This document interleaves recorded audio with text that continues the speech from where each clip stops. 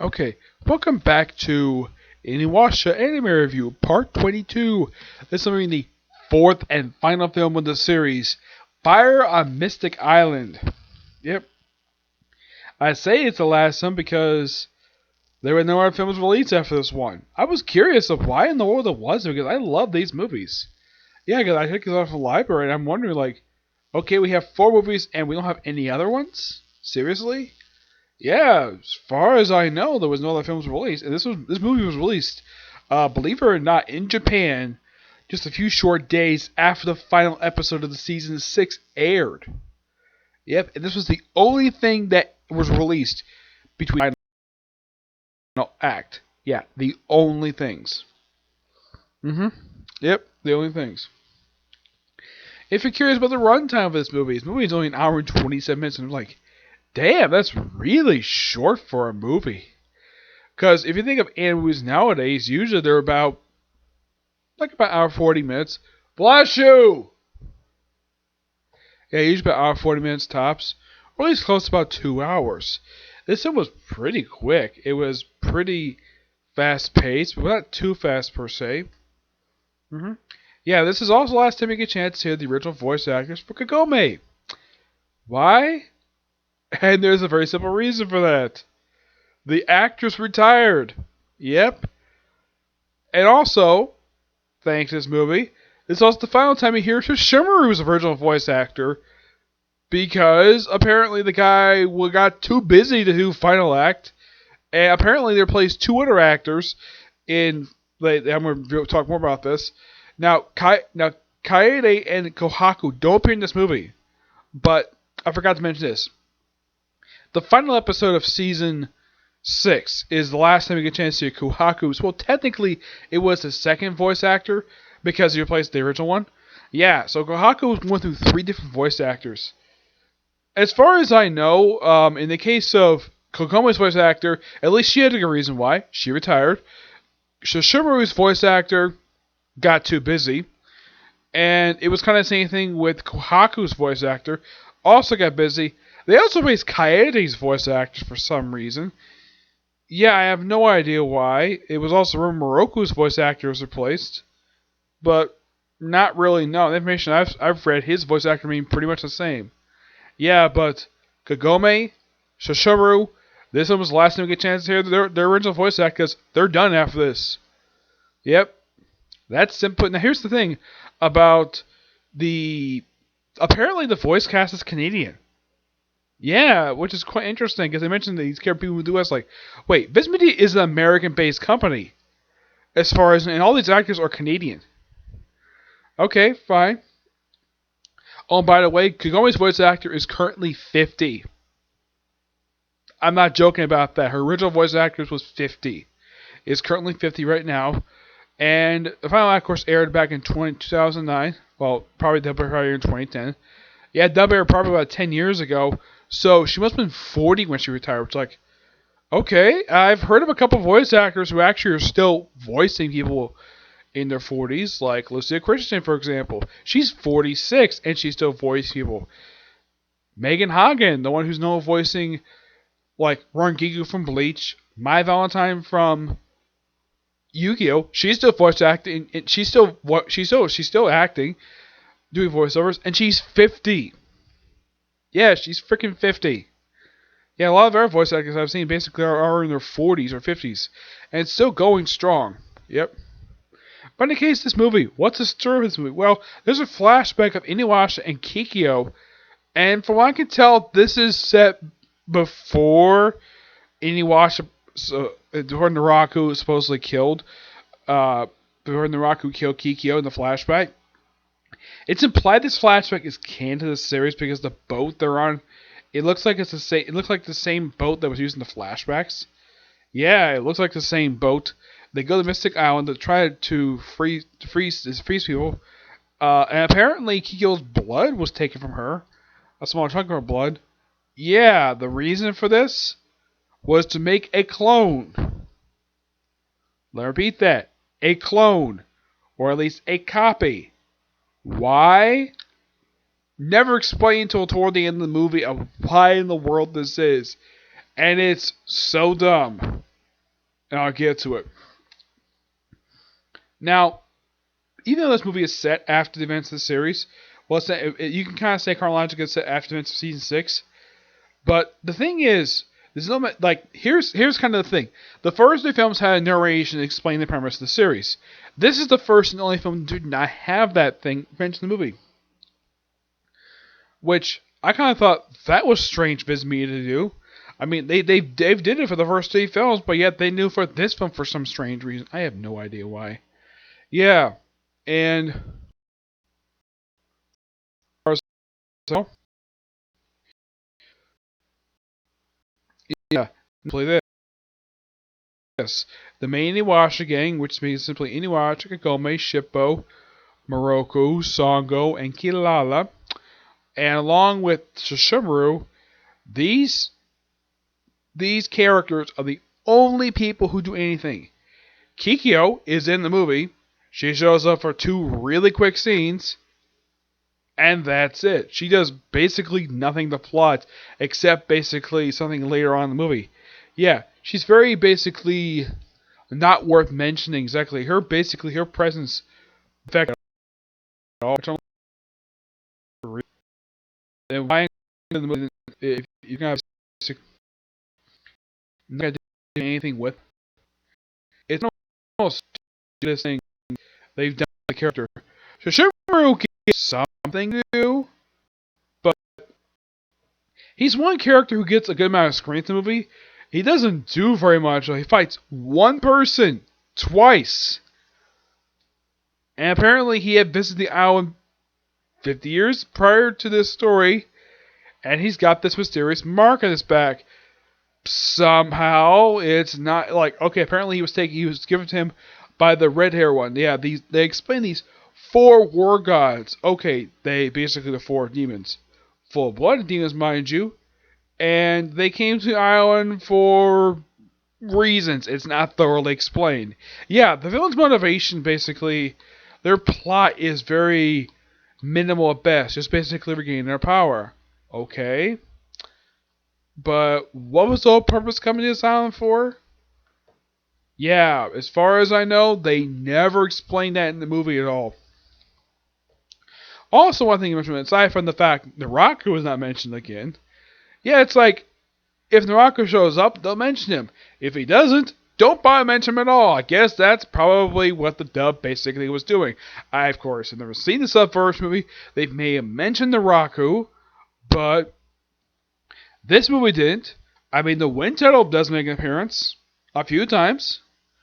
It affects very little of the plot itself. And Moroku is one person who gets very little to do in this movie. Yeah.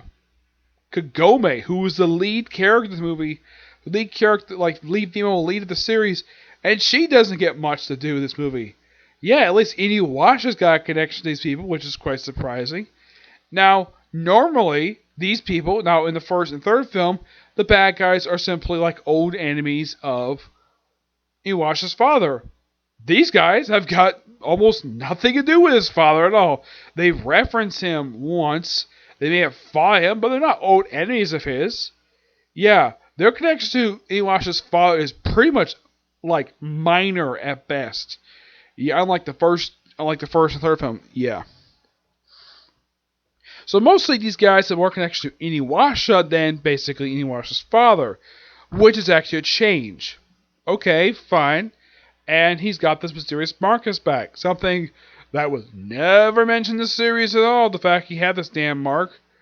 And out of this film, never mentioned again because Mark disappears. And apparently, okay, there's this one kid who escapes from the island and she doesn't have the mark.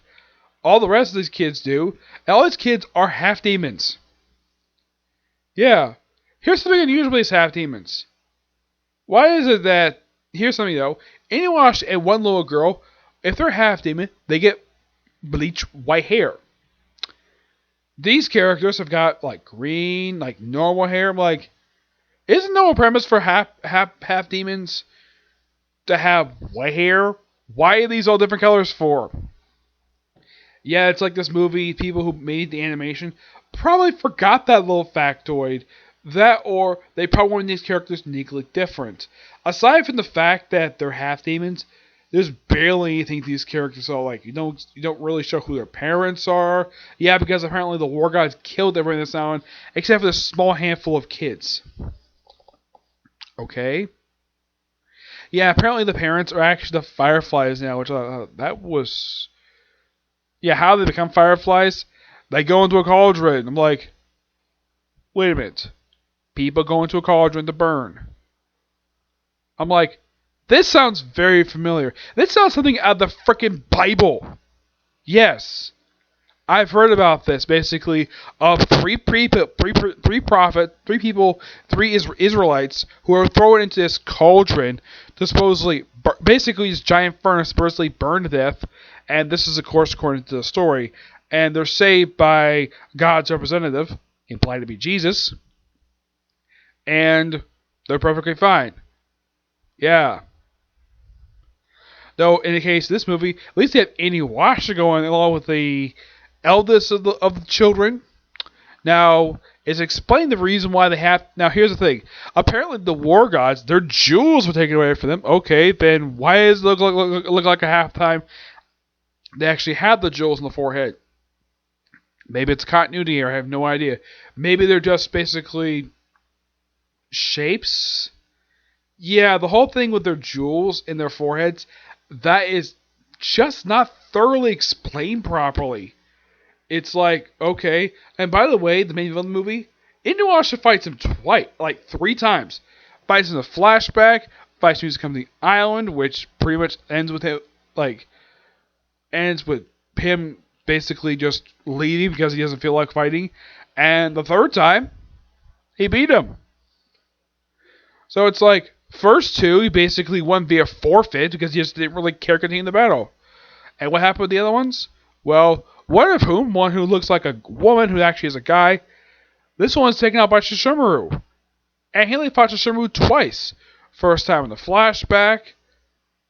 And then he fought him again in this movie. And he pretty much gets killed off pretty easily in this movie. The other 2, well, the turtle was taken out Susan before they got there, but he gets revived thanks to stupid jewels. And one of whom is taken out, basically two of the demons taken out by Inuyasha himself. Yeah. Inuyasha first basically, they show up the island to show up the beautiful animation movie. Yeah, a lot of the movies basically the characters along with the kids just walking around the island. And this goes on for about 30 minutes. Yeah, 30 minutes of nothing but walking. Yeah, walking around, but at least there's some dialogue here. Explain the whole purpose of the island, like the history of it, but they never explain why it's shaped. Oh, and by the way, the name of the island is like Hersu Island. Apparently, this island's from Chinese mythology. Yes, they drag from Chinese mythology because this show was known for dragging stuff from Japanese mythology, and yet this film dragged it from Chinese mythology. I'm like, that was strange.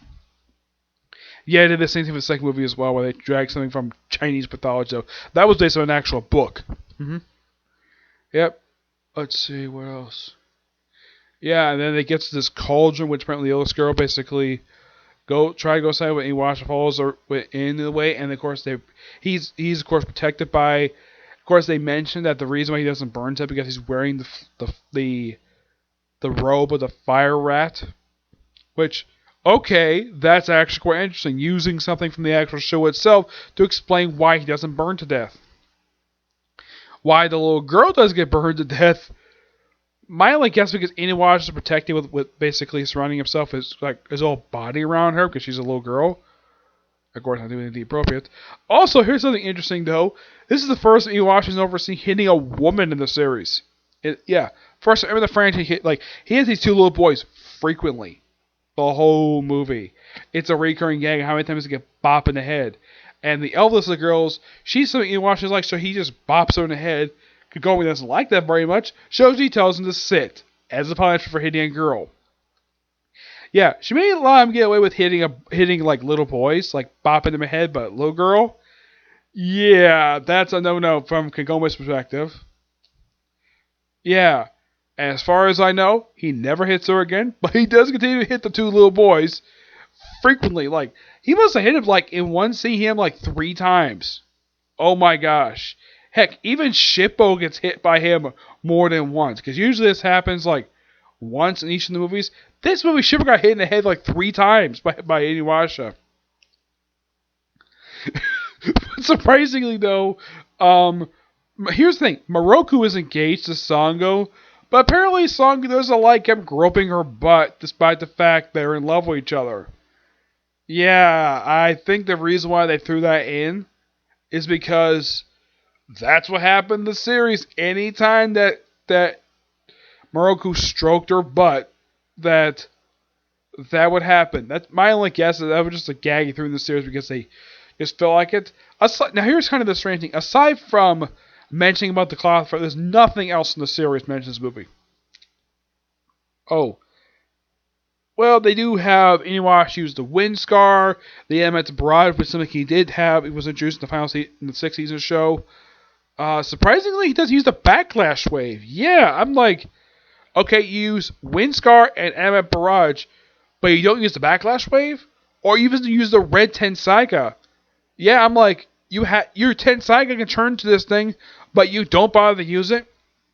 Yeah, of course he's given this chest with the jewels of the 4 war gods, which they try to destroy for Inuyasha. Inuyasha, you know your sword can turn red.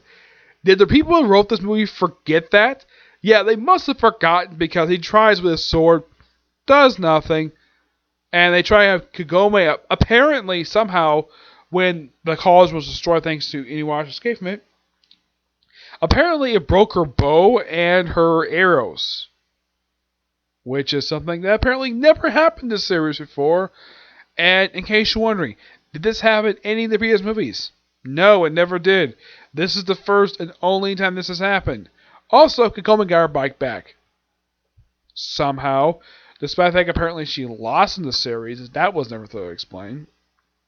Yes. And eventually, like, everybody's defeated.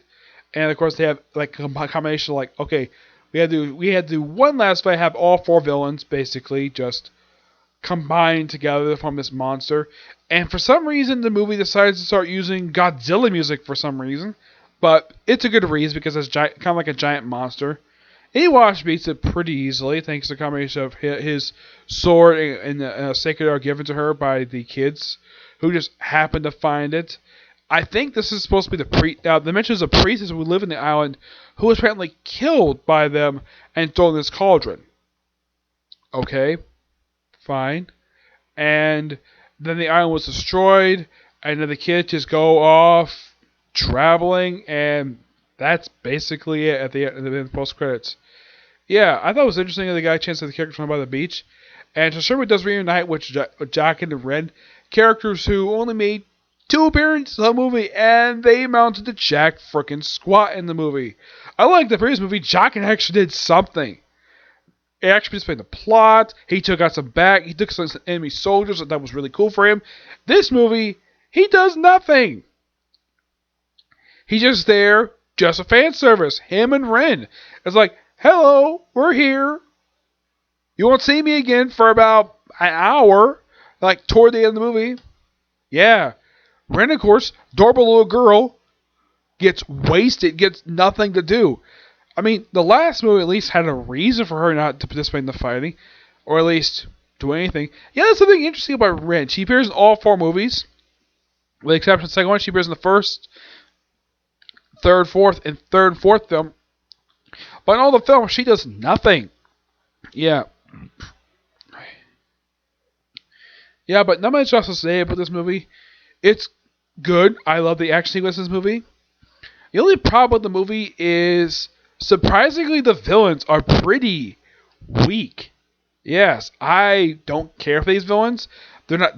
These villains were never probably developed in the movie at all. They're by far the worst villains I have ever seen in the whole entire franchise of Inuyasha.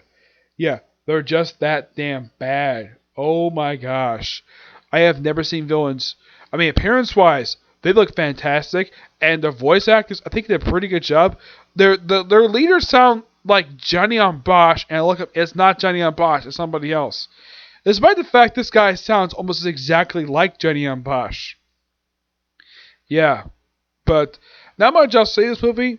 It's good, but terrible villains. And the the thing is, these villains had no reason to come to this island at all. Oh yeah, the island was apparently a paradise for demons and humans. Because normally half demons basically are chastised upon. This island, no. It's perfectly acceptable. Yeah. By the way, in case you wonder what happened to the kids, they disappear, never to be seen again.